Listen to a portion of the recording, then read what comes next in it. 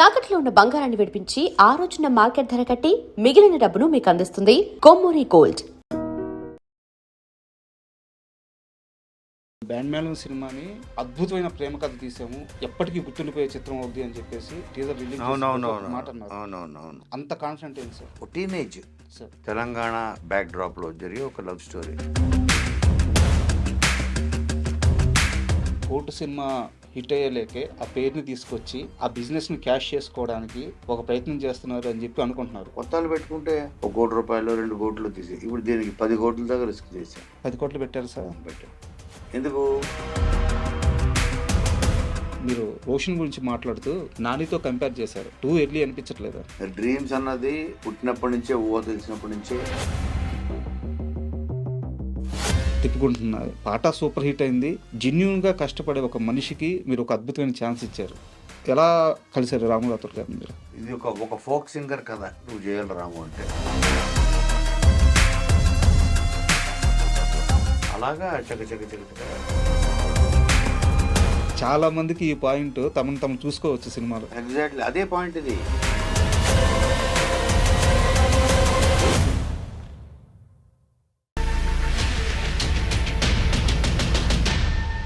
Hi, welcome to my show.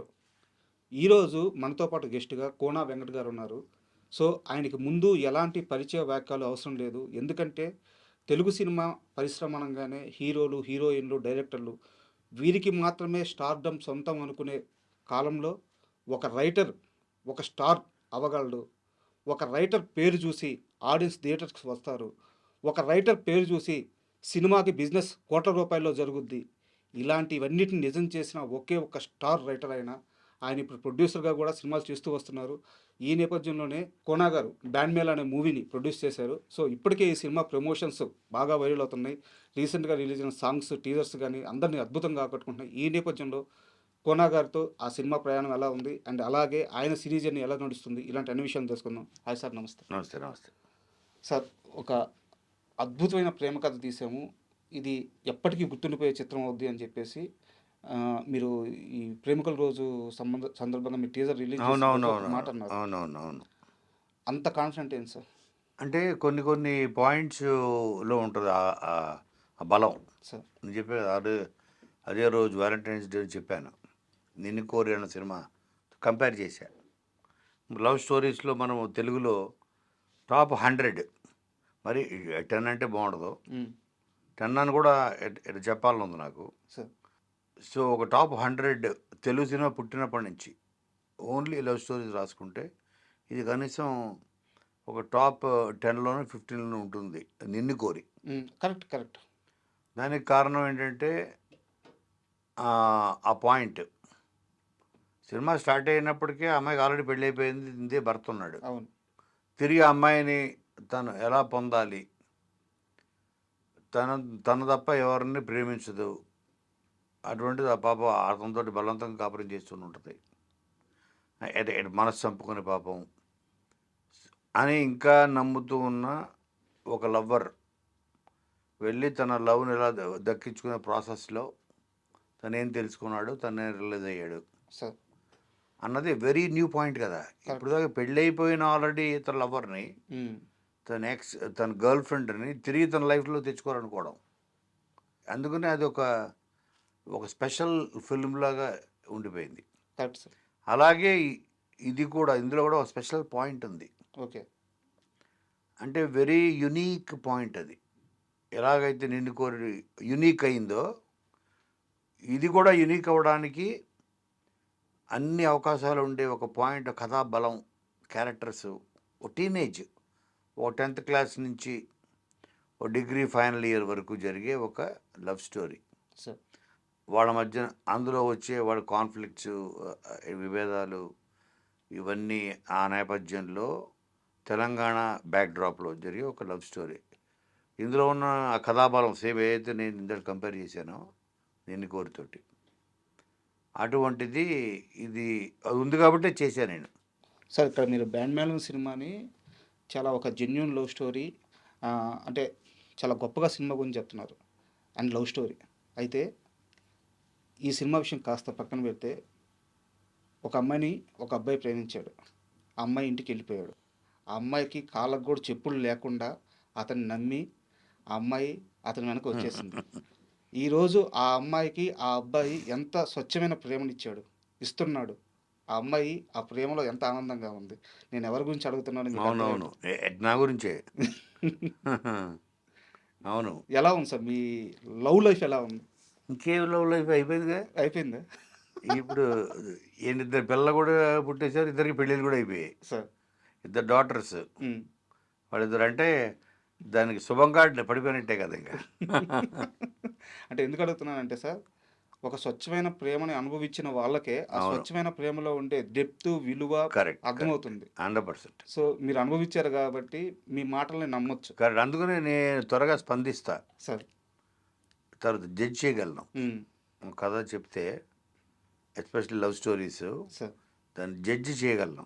ఒక దీంట్లో ఒక ఆర్ద్రత ఉంది, ఉమ్. ఇందులో ఒక ట్రూ ఎమోషన్ ఉంది. సార్.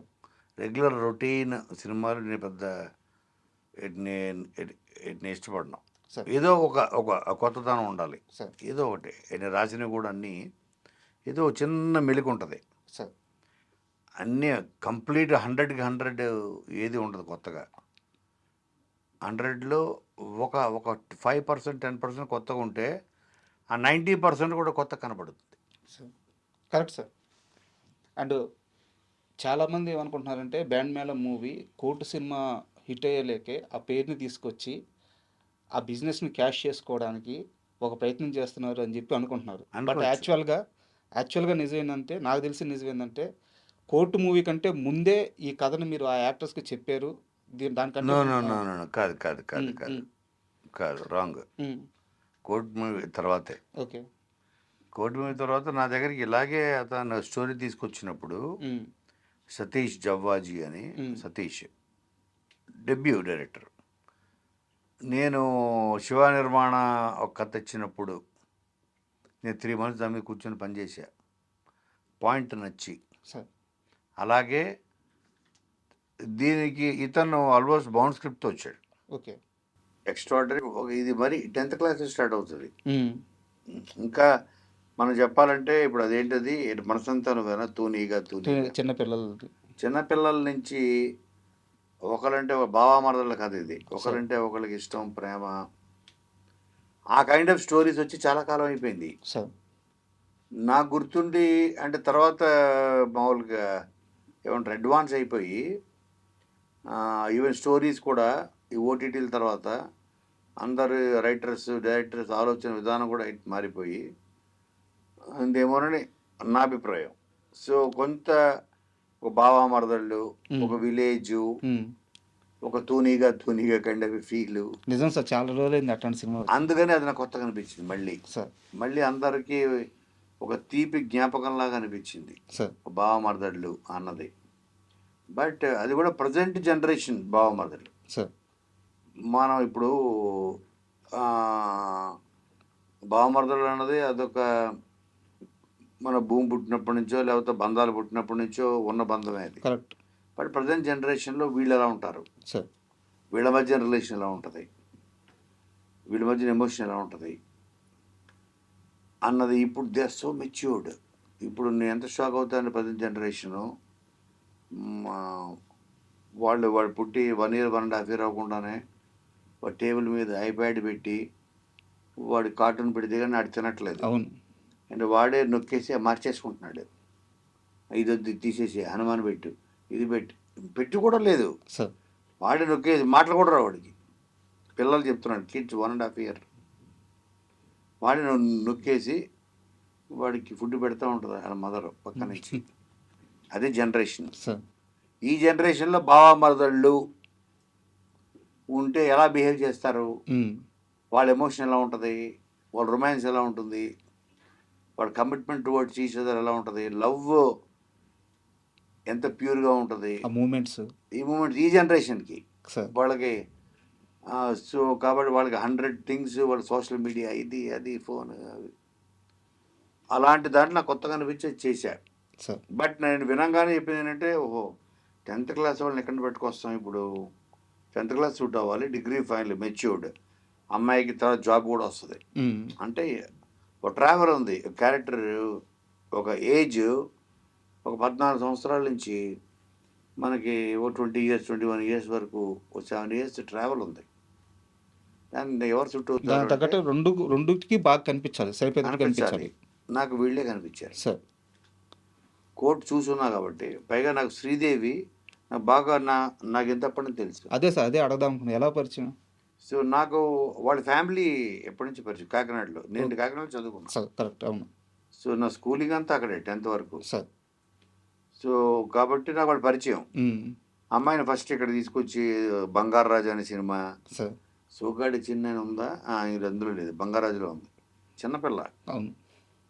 సో ఇలాగ నాకు వాళ్ళు ఫోన్ చేసి, అంకుల్ వాళ్ళ మదరు, సార్ ఏదైనా ఇప్పుడు ఇంకో పలానా సినిమా నుంచి అడుగుతున్నారు, ఆడిషన్ చేశారు. నేను వెంటనే డైరెక్టర్ ఫోన్ చేసి, ఓకే వాడు మనకు తెలిసిన వాళ్ళే తీసుకుని బాగా చేస్తుంది. అమ్మాయి చిన్నప్పటి నుంచి రీల్స్ అవి ఇవి. అవునవును. సో అలాగ నాకు బాగా పరిచయం కాబట్టి, అంటే ఆల్మోస్ట్ నా కూతురు లాంటిది. Sir okay, Sridevi. సో అప్పటి నుంచి తెలిసింది, అప్పటి నుంచి. సార్ కాబట్టి ఓకే, ఇది మేము సిరి అంటాం. సో సిరి ఇది నా క్యారెక్టర్ కనపడింది. తను ఆ ఏజ్లో, తను మొన్నే తనకి 18 వచ్చింది. సార్ రియల్గా కోర్టు చేసినప్పుడు తను 17. నిజంగానే మైనర్. నిజంగానే మైనరు. మొన్న తను జనవరిలో, సార్ డిసెంబర్లో తనకి 18 వచ్చింది. సార్ మేజర్ అయింది మొన్న. బట్ తన మెచ్యూరిటీ చాలా ఉంటుంది తనకి, చిన్నపిల్లని కానీ మాటకి. అమ్మాయి రీల్స్ చూస్తుంటాం కదా సార్, ఆ ఫాలోయింగ్ కానీ ఎక్స్ట్రాడనరీ. అవును. అండ్ ఫాలోయింగ్తో పాటు ఎవరైనా మంచి కామెంట్స్ పెట్టేవాళ్ళు ఉంటారు, చెడు కామెంట్స్ పెట్టేవాళ్ళు ఉంటారు. బట్ ఇద్దరిని అంతే సున్నితంగా హ్యాండిల్ చేస్తూ ఉంటుంది తను. అవునా? మీరు అన్నట్టు మెచ్యూరిటీ లెవెల్ అన్నారు నేను కదా. కామెంట్స్ చదవను. సో ఈ ఇంటర్వ్యూ కోసం నేను మొత్తం అబ్జర్వ్ చేశాను. ఓహో, సో చాలా మెచ్యూర్ లెవెల్స్ చాలా ఎక్కువ అమ్మాయికి నిజంగా. బాగా. అందుకనే చూసి ఈ అమ్మాయి చేస్తే చేద్దాం. సార్ మరి ఎవరు ఉండాలి బావా? సార్ వెంటనే రోషన్. వీళ్ళిద్దరు ఆల్రెడీ పాపులర్ పేరు, నెంబర్ 1. సార్ ఇద్దరు 2 ఏజ్ గ్రూపులకి నాకు సూట్ అవుతారు, 10th క్లాస్ నుంచి అవును కరెక్ట్. డిగ్రీ ఫైనల్ ఇయర్ వరకు. తర్వాత త్వరగా ఒక మంచి కథ, ఒక డైరెక్టర్కి అతని జీవితం ఇది. సార్ నేను కొత్తగా స్టార్ట్ చేసే జీవితం ఏది లేదు నాకు. సో అతని కెరియర్ ఒక మంచి కథ ప్రపంచం త్వరగా అది పాకాలి అంటే ఒక పాపులర్ ఫేస్లు ఉండాలి. సార్ ఉంటే ఆటోమేటిక్గా మనకు కూడా బడ్జెట్ ఉంటుంది. కొత్తలు పెట్టుకుంటే మనం మ్యాక్సిమం మనం రిస్క్ ఎంత చేయగలం, 1 కోటి రూపాయలు 2 కోట్లు తీసి. ఇప్పుడు దీనికి 10 కోట్ల దాకా రిస్క్ చేసాం. 10 కోట్లు పెట్టారు సార్. పెట్టాం. ఎందుకు? వాళ్ళిద్దరు కాబట్టి. సార్ మళ్ళీ లేకపోతే పెట్టలేం. బట్ ఇక్కడ మొన్న అదే ఫంక్షన్లో డైరెక్టర్ మాట్లాడుతూ ఒక మాట అన్నారు, సినిమాకి బడ్జెట్ ఎంత అయిందో నాకు తెలియదు, నీకేం కావాలో చెప్పు, నేను మొత్తం చూసుకుంటా అని చెప్పి కోనా గారు అన్నారు. అవును. ఇది నిజంగా రిస్క్ కదా? అదే రిస్క్ అంటే వీళ్ళ మీద రిస్క్ కాదు, వేరే వాళ్ళు ఎవరి మీద రిస్క్. ఇది బోత్ సబ్జెక్ట్ అన్నది బతుకుతుంది, దానికి ప్రాణం పోదు, వీళ్ళిద్దరే పోయగలరు. తర్వాత బిజినెస్ పరంగా కూడా, మార్కెటింగ్ పరంగా కూడా ఇది చాలా ఈజీలీ అచీవబుల్. నేను ఆల్రెడీ 70% అచీవ్ చేసా. Correct correct. 70%. అంటే నాకు ఎక్కడ అందంగా అనిపించింది అంటే, ఒక కొత్త దర్శకుడికి ఉండే తలనొప్పులన్నీ తీసేశారు అంతే. ఇంకా అంతకంటే లాంచింగ్ ఎవరికి దొరుకుద్ది? అంతే. Correct correct. బట్ అట్లా మీరు చాలా మందిని డైరెక్టర్లు చేశారు కదా. కరెక్ట్. అదే నేను నా దగ్గర శివ నిర్వాణ వచ్చినప్పుడు కూడా సార్ ఆ కథ చెప్పి, సార్ దీనికి 1 కోటి రూపాయలు ఉంటే ఒక కొత్త యాక్టర్ పెట్టుకుని 1 crore సార్, అంతే సార్ బడ్జెట్, మనం చేసేయచ్చు అన్నాడు. నా కథ బాగా నచ్చింది. దీనికి ఎవరో హీరో ఏంటో వదిలేసి, కొత్తోళ్ళ చిన్నోళ్ళ పెద్దోళ్ళ వదిలి ఫస్ట్ దీని మీద కలిసి పనిచేద్దాం అని పనిచేసి ఒకరోజు నాని దీని హీరో అని చెప్పాను. అతను షాక్. నానే సార్ చేస్తాడా సార్? నీకెందుకు, కోనా ఉన్నాడుగా. దానికి కథ చెప్పి తీసుకెళ్ళి కూర్చోబెట్టి, తను కూడా బాగా జడ్జ్ చేయగలరు. నాని జడ్జిమెంట్ చాలా బాగుంటుంది. డైరెక్టర్ ఓకే, డైరెక్టర్ క్యాపబుల్, సరే కోనగారు వెనకాల కథ చాలా బాగుంది అని తను కూడా బ్లైండ్గా. అలాగా నాకు సతీష్ కూడా, తను నేను కొత్త వాళ్ళు అంటే కొత్త వాళ్ళు అనేవాడు. సార్ దీన్ని ₹1,00,00,000 చేయాలంటే సరే, ₹1,00,00,000 ఓకే సార్. ఇప్పుడు అంటే స్ట్రగుల్ పడి పడి పడి 10 సంవత్సరాలు సినిమా ఉంటుందా లేదా, మనం వెళ్ళిపోయి ఊరికి వెళ్ళిపోయి వేరేది ఏదైనా చేసుకోవాలా ఉద్యోగం. తను already content writer sir Zee టీవీలో. మళ్ళీ బ్యాక్ జాబ్ వెళ్ళిపోదామా, ఉమ్. నెలకి 25,000 30,000 ఎంతో వస్తుంది శాలరీ కదా అనే సిచ్యువేషన్ వచ్చేసాడు ఆల్రెడీ. ఆ ప్రెజర్లో ఒక్క ఛాన్స్ కొత్త వాళ్ళు అయినా పర్లేదు అట్లాంటి దానికి కూడా రెడీ. రెడీ. అప్పుడు నా దగ్గరికి వచ్చాడు. కొత్త వాళ్ళు ఎందుకు, మనం ఇలా పెట్టి చేద్దాం, బ్రహ్మాండంగా చేద్దాం. Top music director, sir Vijay గారు, టాప్ లిరిసిస్టులు చంద్రబాబు ఇద్దరు, ఒకడు ఆస్కారు, ఒకడు నేషనల్ అవార్డు, సార్ ఇద్దరు. అలాగ అందరినీ టాప్ టెక్నీషియన్లు ఇచ్చి నేను మెయిన్ క్రియేటివ్ హెడ్గా ఉండి సార్ అటు స్టోరీలో చేంజెస్, స్క్రీన్ ప్లేలో ఏది, డైలాగ్స్లో ఏంటి, అన్నిట్లో. సార్ ఎందుకంటే అది నా మనసుకి బాగా ఎక్కేసింది. కరెక్ట్. అండ్ ఇక్కడ మీరు రోషన్ గురించి మాట్లాడుతూ నానితో కంపేర్ చేశారు. టూ ఎర్లీ అనిపించట్లేదా? మా ఇంట్లో మా కజిన్ పిల్లలు ఉంటారు, వాడి క్రికెట్ అంటే ఇష్టం.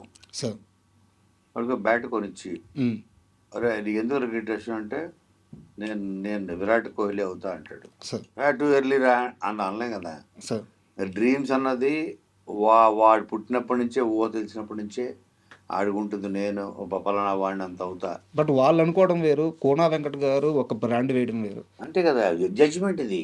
అదే సార్, అతని క్యాపబిలిటీస్ నేను కలిసి పనిచేసే కాబట్టి.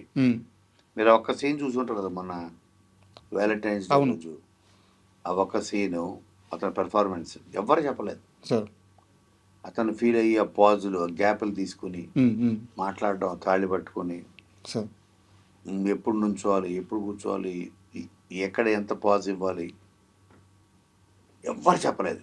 సార్ అతను అంతటా అతనే సీన్ లోపలికి వెళ్ళి, అతని ఏజ్ ఎంత 20 రోషన్ ఏజ్ ఫీల్ చేశాడు. అప్పుడు నేను మానిటర్ దగ్గర కూర్చున్నాను, నేను చూసి నేను షాక్ అయ్యా. ఆ రోజు ఫిక్స్ అయ్యా, సార్ ఇతను మరో నాని అని ఎందుకన్నా ఉంటే, అంటే ఇప్పుడు మనకి ఎన్ని బ్రాండ్లు వచ్చినా మనకి పేస్ట్ అనగానే మన ఇంట్లో అమ్మమ్మల దగ్గర నుంచి ఫస్ట్ చెప్పేది కోల్గేట్ అంటారు. అలాగా, ఎందుకంటే అదొక నమ్మకం, అదొక ప్రామాణికం. అంతే, కరెక్ట్, ప్రామాణికం అయిపోయింది అది. అలాగే తను ఎన్ని సినిమాలు ఎన్ని క్యారెక్టర్లు మార్చినా ఆ క్యారెక్టర్లో కనబడతాడు సార్. తప్ప నాని ఫస్ట్ సీన్ తర్వాత నాని ఉన్నాడు, ఇంకా కరెక్ట్ సార్, ఆ పాత్ర అయిపోతాడు. అది నేను రోషన్లో చూశాను. సూపర్. దానికి ఏజ్ ఏముంది, 10 సినిమాలు చేసినంత, ఇప్పుడు ఇంకొక 20-30 సినిమా చేసినంత మాత్రాన అతను మళ్ళీ అక్కడి నుంచి యష్ అయిపోడు కదా. ఆ న్యాచురల్ స్కూల్ని పట్టుకోగలిగే శక్తి, ఆ పెర్ఫార్మెన్స్ క్యాలిబర్ కెపాసిటీ అతను నాకు అలా అనిపించింది. సూపర్. కొన్ని సంవత్సరాల క్రితం, అంటే మరీ ఎక్కువ కాదు, ఒక 1.5 year బ్యాక్, 1 year బ్యాక్ రాము రాథోడ్ గారిని కలిశాను. భయా మంచి పాటలు ఇస్తున్నా, పెద్ద పెద్ద వ్యూస్ వస్తున్నాయి, సినిమాల్లో పాటలకు కూడా దాని వ్యూస్ నాకు వస్తున్నాయి, మంచి సినిమా ఛాన్సులు రావట్లేదు భయా అని చెప్పి చాలా బాధపడ్డారు. అవునా? నిన్న రిలీజ్ అయిన పాట అవును, తిప్పుకుంటున్నా, కుమ్మేస్తుంది. తనే మాట్లాడుతున్నా ఇప్పుడు నాతో బయట, తనే ఫోన్, సార్ అసలు ఊహించలేదండి. ఎంత హ్యాపీగా ఉన్నారంటే వాళ్ళ ఫ్యాన్స్. మీరు ఆ పాట ఓపెన్ చేస్తే కింద కామెంట్ సెక్షన్కి వెళ్తే మీరు చూడండి, రాము రాథోడ్ గారిని ఎంతమంది అభినందిస్తున్నారో, మీకు ఎంతమంది థ్యాంక్స్ చెప్తున్నారు. సో అండ్ పాట సూపర్ హిట్ అయింది. జెన్యూన్గా కష్టపడే ఒక మనిషికి మీరు ఒక అద్భుతమైన ఛాన్స్ ఇచ్చారు. ఎలా కలిశారు రాము రాథోడ్ గారిని మీరు? రాము రాథోడ్ని అసలు నేను కలవలేదు సార్, ఇప్పటిదాకా కలవలేదు. అంటే ఇప్పుడైనా ఈ సాంగ్ ముందు వరకు. సార్ ఈ సినిమా ఏంటంటే ఇది ఫోక్ సాంగ్స్.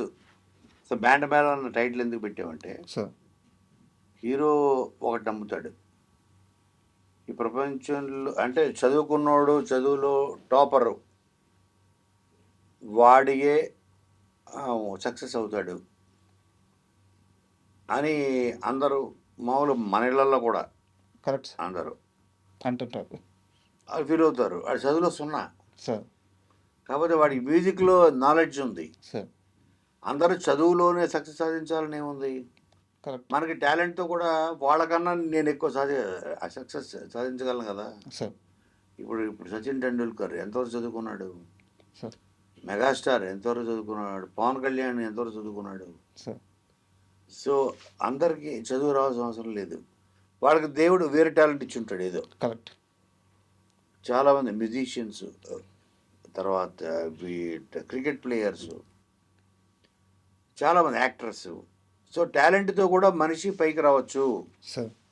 వీడికి ఏంటంటే ఛాలెంజ్, వీడు అసలు అమ్మాయి ఏమో స్టేట్ ఓకే. టాపర్.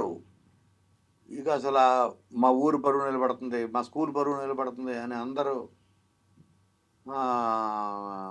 శ్రీదేవిని పొగుడుతూ ఉంటారు. క్యారెక్టర్ రాజమ్మ. అవును. వీడియోస్ ఉన్నా. ఉమ్.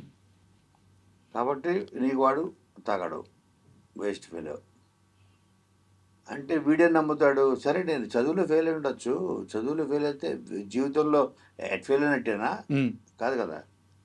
నా టాలెంట్తో కూడా అంటే చదువు రానోడు వాడు ప్రేమకు పనికిరాడా? సో వేరే టాలెంట్ ఉండొచ్చు, వాడికి వేరే టాలెంట్ ఉండొచ్చు కదా అని వాడు నమ్ముతుంటాడు. అందుకని వాడు ఈ తెలంగాణ ఫోక్ సాంగ్స్, కానీ ఇది తెలంగాణ మారుమూల ఉన్న ఒక ఊళ్ళో జరిగే కథ ఇది. అందుకని ఇవాళ రేపు ఒక్క సాంగ్ హిట్ అయితే రాత్రి ట్రెండ్ అయిపోతాం. మన దగ్గర 10 మంది వస్తారు, కాంట్రాక్టర్ సైన్ చేస్తారు. మన ప్రపంచం మన నెక్స్ట్ పాట కోసం ఎదురు చూస్తుంటుంది. ఐఏఎస్ చదువుకున్నాడు కన్నా ఎక్కువ సంపాదించగలం మనం. సార్, ఇది నమ్మే ఒక కుర్రోడు ఒకటి బ్యాండ్ పెడతాడు. మీరు ఇది చెప్తుంటే చాలామంది కుర్రాళ్ళకి ఇది రిలేటబుల్ థింగ్ సార్. ఎగ్జాక్ట్లీ. ఎందుకంటే సక్సెస్ త్వరగా రాదు, ప్రేమ త్వరగా పుట్టేస్తుంది. కరెక్ట్. చదువు కూడా అందరికీ రాదు. బట్ వాడికి ఏదో ఒక రంగంలో టాలెంట్ ఉంటుంది. ఈ ప్రేమను నిలబెట్టుకోవడానికి కష్టపడుతూ ఉంటాడు. కరెక్ట్. చాలా మందికి ఈ పాయింట్ తమను చూసుకోవచ్చు సినిమాలో. ఎగ్జాక్ట్లీ అదే పాయింట్ ఇది సార్. అందుకనే వీడు ఒక బ్యాండ్ పెడతాడు. ఊళ్ళో అందరూ బ్యాండ్ మేడం అని పిలవంటారు. బ్యాండ్ మేడం వీళ్ళకి ఏంటి మరి పెట్టారు.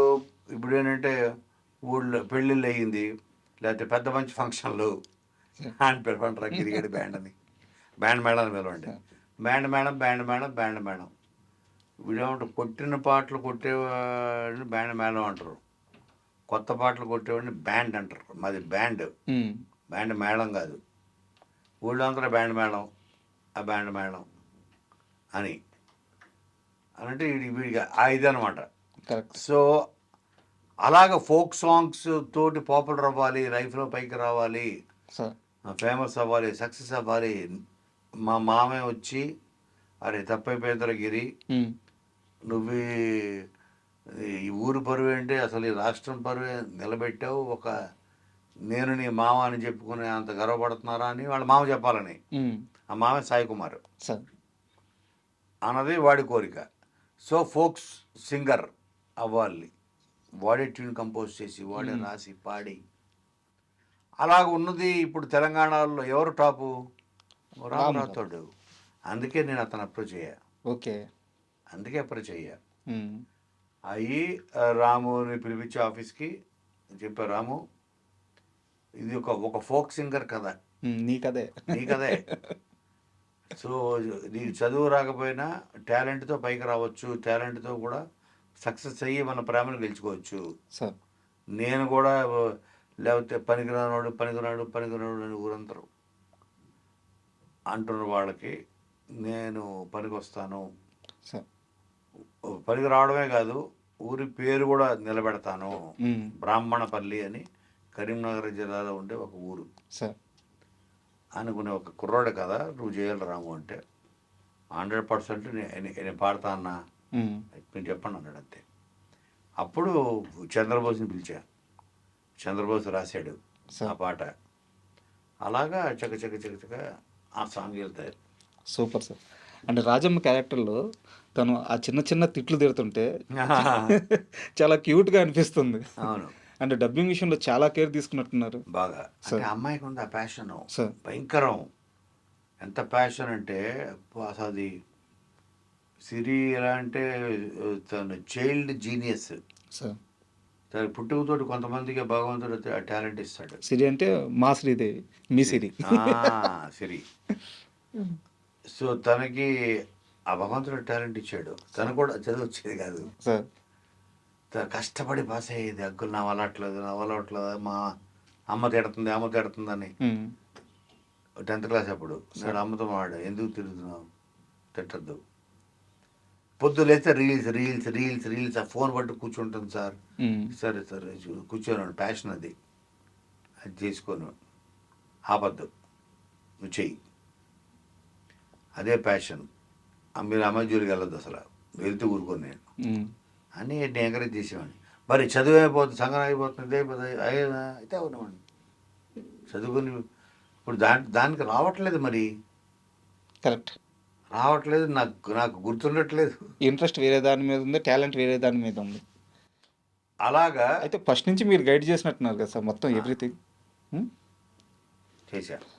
సో బట్ ఇది కోర్టుకి నాకు సంబంధం లేదు. అదే. నాకు వన్ ఫైన్ డే ఇలా అయింది ఆడిషను, చాలామంది చేశారు.